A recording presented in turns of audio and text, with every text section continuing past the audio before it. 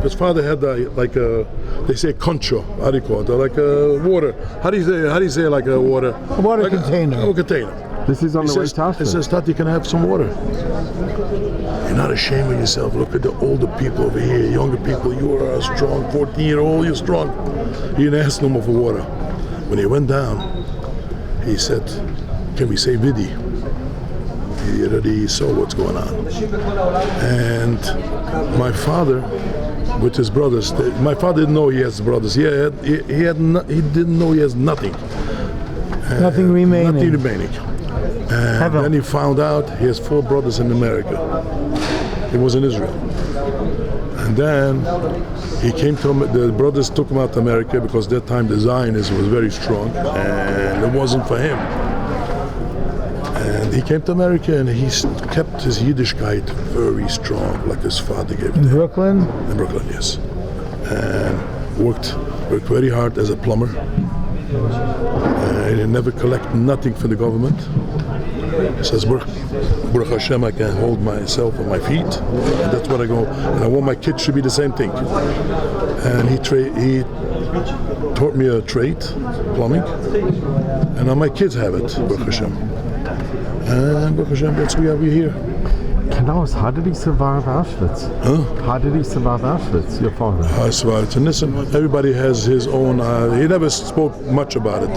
But what I forgot to say, my father said he was the youngest one. He went with my grandfather.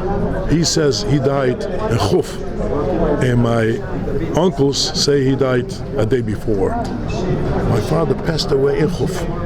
Showed that that's the Yutzat. And where are you now? Where are you living? Where I live in Monsey. When are you making Aliyah?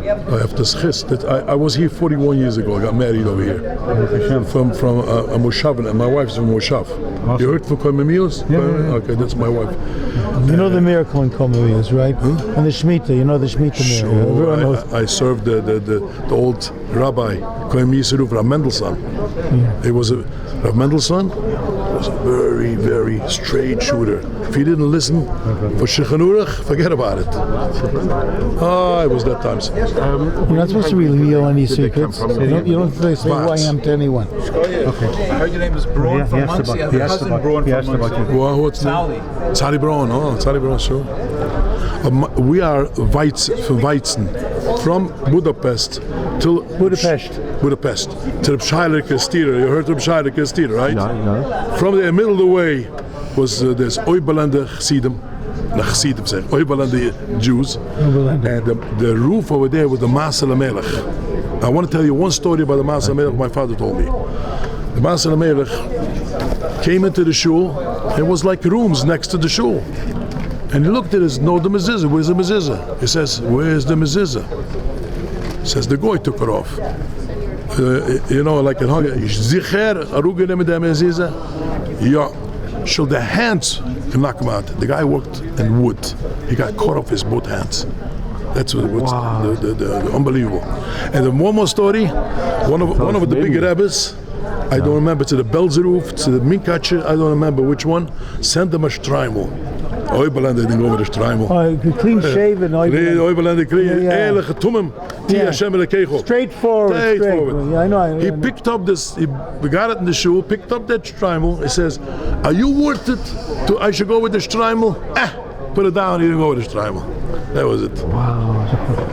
I was straight. I mean, I don't know, I cannot tell you the story exactly. Some Rosh Hashanah something, he sent this girl to a college, something, he was fighting with the roof. I don't remember the whole story, I cannot tell it you, but it was dangerous. This happened in Hungary? Yes. And there's a big tzaddikim. There's the tamimas. You know what the tamimas? The wholehearted devotion to God. The ehrlichkeit. This was straightforward, honest. Monkey business. My father worked honest. That was his food. That's it. How many years was he in Auschwitz, or how long?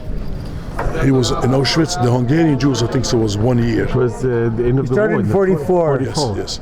The Polish, they went through a lot. 5 years, I think so. And did your father have a number on his arm? My mother has a number. My father was working in the kitchen, and I think he went into the toilet. I don't know exactly what it was. They missed my father him. told me They missed him. they missed him. My father told me they had to wash the dishes, like a big swimming pool in this around one. And he used to take care in the kitchen, give out his struggle, take out for the people. And this Nazi came, this human, he put like this and put him into the water like this. Wow. And pulled him up like. My father got beaten up by this guy. It's terrible. He never complained. The schus of his avoda in Auschwitz gave him parnassa later. Yeah. It was a big thing with water. He became a plumber. Yeah. It's amazing. He was working in Israel very hard, and he told me he was next to Shomer HaTzair. Yeah. It was a kibbutz. My father was a from a kibbutz, from Pa'ala Gida. And the other side was the Shomer HaTzair. He used to come Shabbos, these guys, and working with the tractors. People used to go on next to the tractor to stop him to work Shabbos. They almost killed him. Wow. That time was very, not like today. It was very, very good. Baruch Hashem, we're here. Let me just ask, do you have any relatives in Hungary? Do you know if you have any that survived? No, nothing left. No, not in Romania. I just came from Romania and Hungary. Nothing. And you had a big family before the Shoah? Yes. And I think so. 40, 50 kids. 5 are left over. Wow. And my Zaidi was a poor guy. I took my father before he passed away. 3 years before he passed away, about 5-6 years ago, and he showed us where he lived, everything he went around, and it was heartbreaking for him. Very hard. When I took them away from Hungary, they had they make cement blocks. There was like a hole over there. All the Jews were inside there for a couple of days, raining, sleeping over there like there's nothing, out in the woods. God forbid, my mother keeps saying, if we bring another Hitler, nobody's left over. Okay, very good. I wanted to ask you one thing privately. Yeah. Okay, thank you so much. Slucha. I get moed, I get kvittel, and I get pidyon. I look out for